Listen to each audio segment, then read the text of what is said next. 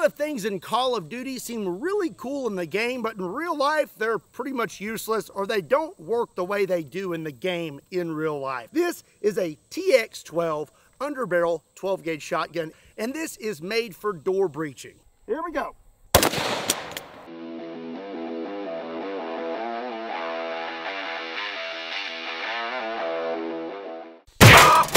What's up, everybody? My name is Scott and you're watching Kentucky Ballistics. And over the years, I have played a lot of Call of Duty. And there's a couple things on there I have always wanted. And one of those is an underbarrel 12-gauge shotgun. A lot of things in Call of Duty seem really cool in the game, but in real life, they're pretty much useless or they don't work the way they do in the game in real life. So I'm very excited today to try this out because I have always drooled over one of these.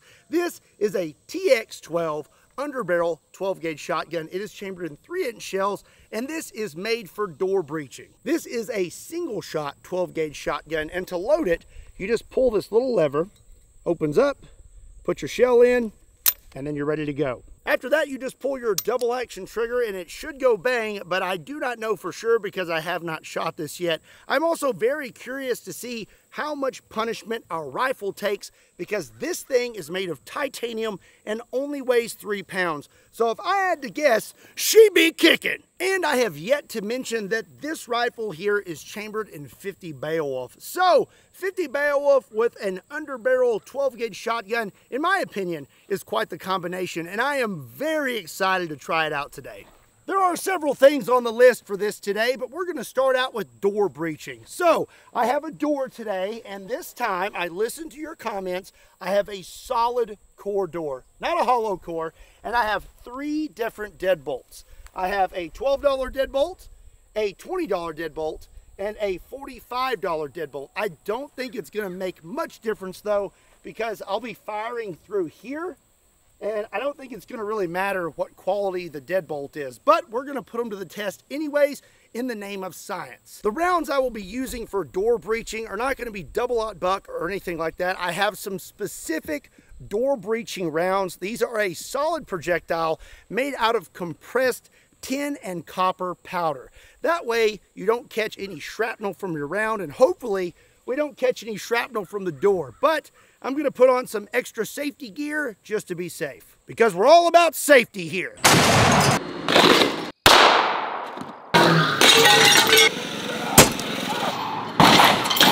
Okay, this may be a little bit overkill, but I'm not looking to get any new scars today.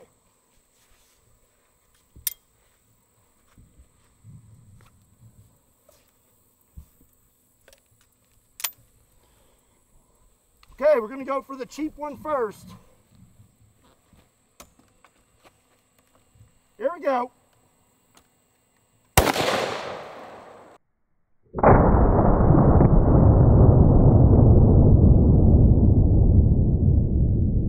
All right, that was not too bad. Let's see. What do you do after that? I guess it just stays in. There's got to be something I'm missing. Oh, there we go. Hold on. Okay. You just got to flick this really hard, and then it will eject the shell for you.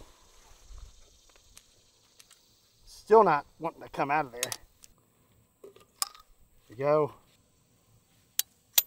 Okay, so ejecting your shell is kind of hard, so hopefully you get it in the first try. The recoil was not too bad. Looks like everything held up pretty good here. As you can see, there, put a pretty good dent in it. Did not completely blow it out. So you may need a second shot with that one. But we did blow out the frame, so you could probably still get this door open. All right, medium grade lock. Here we go. All right, well, that's not good.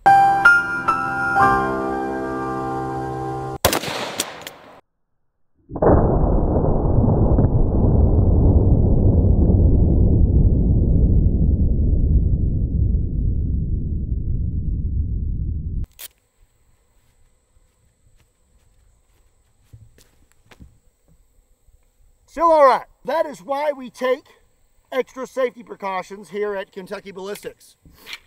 So it looks like a plastic rail is no bueno for an underbarrel 12-gauge shotgun. Yeah, it'll just take it home with it. So I may have to move to plan B, but in the meantime, let's take a look at our door. All right, we did a pretty good job. Blew that thing to smithereens. Look, it's hollow. Huh. Well, and we also blew out the frame. So again, we did quite a bit of damage to the lock, but we also blew out the frame. So I think you would be able to get in after that. But if you needed to take a second shot, you'd kind of be in trouble because, well, your underbarrel shotgun blew off your gun. So we've learned a valuable lesson today. Underbarrel shotguns and plastic Picatinny rails do not mix. So moving forward, I am ashamed to admit that I only have one other gun that actually has metal rails that are integrated into the frame and not plastic. And that's another shotgun. This is a G-Force Arms 12-gauge shotgun. And now it's extra shotgunny. So hopefully this stays on there a little better. Also, I'm gonna hang on to it really tight because I was not gripping it pretty much at all when that happened. I was just kind of pulling the trigger because I figured the gun was gonna, you know, absorb the recoil, and it didn't. So now we're gonna go after the most expensive deadbolt. Squat down for this one. I'm not gonna lie, I don't feel too good about it. This just seems wrong. There we go. Oh, wow.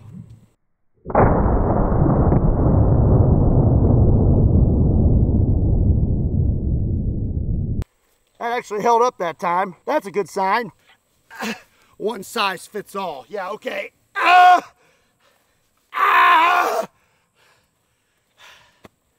Cut resistant sleeves. They don't make them for full figured men.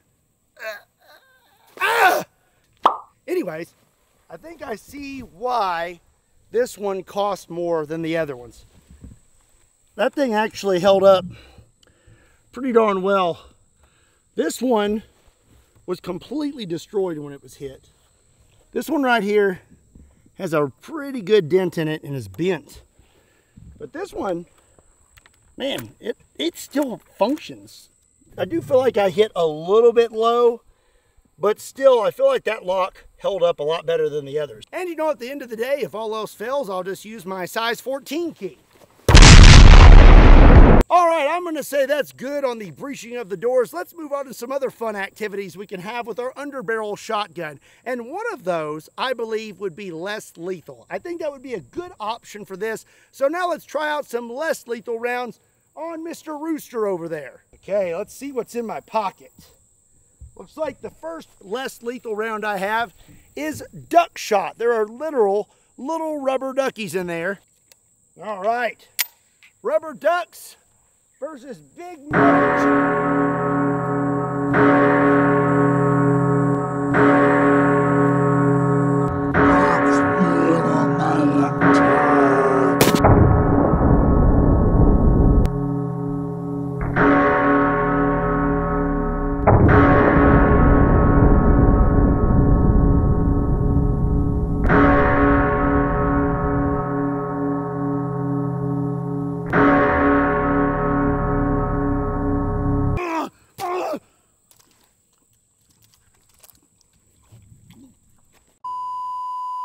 Sorry about that, I don't know what came over me. Anyways, let's shoot some duck shot at this giant rooster.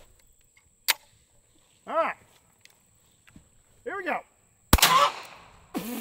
Okay, recoil on that is very light. Okay, next, in less lethal, I have 2 rubber slugs.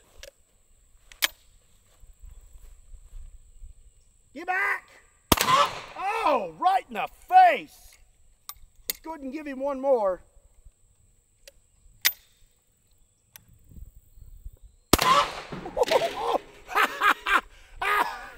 I'm not seeing, oh, okay.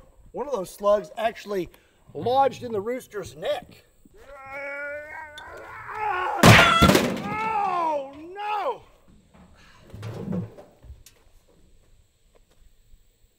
deserved a better life. You know, I'm really curious. This giant hole here is from our last video with the 20mm solar thread. If you haven't seen that, you can go check it out. But I'm wondering if I can find some of those bullets. I can get my arm down in here.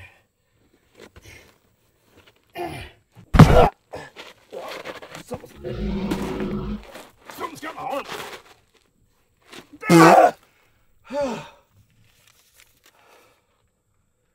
Hit that subscribe button. So we have breached doors, we have shot less lethal, and we have assaulted a chicken with a table. And now we're gonna bust up some melons and other organic material with our door breaching 12-gauge shotgun. So here I have a honeydew, and I think I'm gonna blast this thing with, let's see what I pull out of my pocket. It's a mystery. Bird shot.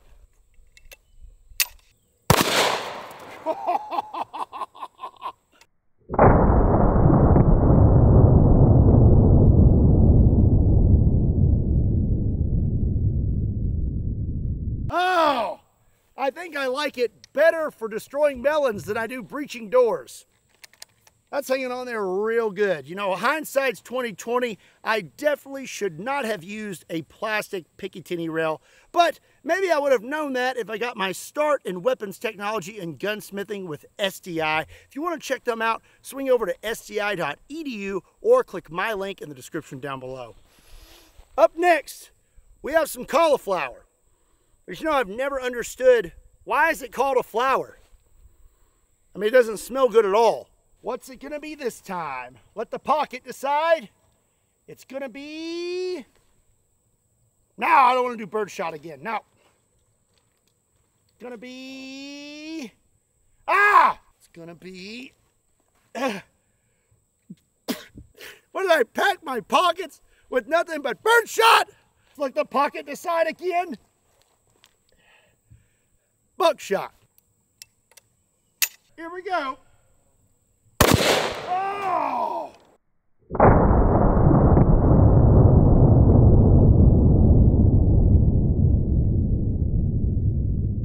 Okay, we've shot cauliflower and we've shot melons.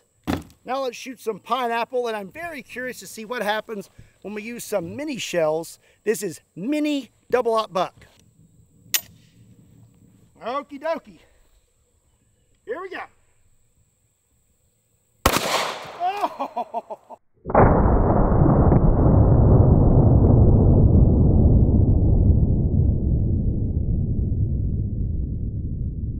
That did way better than I thought it would. I got some pineapple in my glasses. So now I'm curious, could I hit something at a little bit of distance with the underbarrel shotgun? I know I hit the rooster with the less lethal, but that was a really big target. So now I'm about 15 yards back, and I'm gonna take a few shots at that steel target. I'm gonna use some birdshot, I guess. That's what I'm gonna use first. I think I hit a little high. That birdshot definitely ejects better. Still hanging on to the gun good. I guess if I just aim down the rail, there we go. Okay. Underbarrel shotgun hack. Just aim down your normal sights and you should get fairly close. Let's try out some buck. Dang! All right. I don't even have an optic on this thing.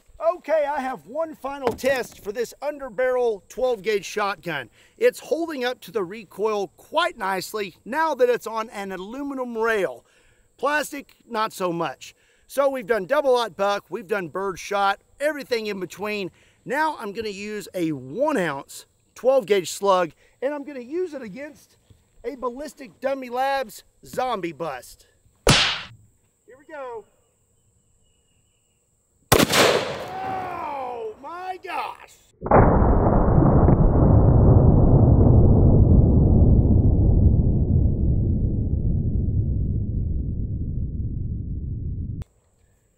Oh, okay. Well, I'm missing my muzzle brake. It's no longer with us. And neither is the zombie bust. And here's my muzzle brake. That thing's been loosey-goosey all day. It looks like it finally gave out. So I think I've had my fill with the underbarrel 12-gauge shotgun. And if I'm being completely honest, I think it's super cool and a really cool idea, but I'm not super impressed with it, and I probably would do without it. Let me know what you think about it in the comment section down below.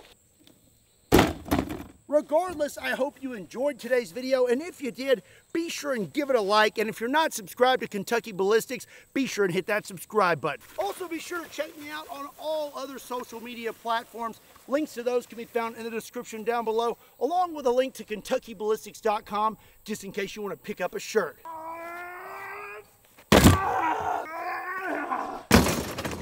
And as always, my name is Scott. Thank you so much for watching Kentucky Ballistics, and I'll see you next time.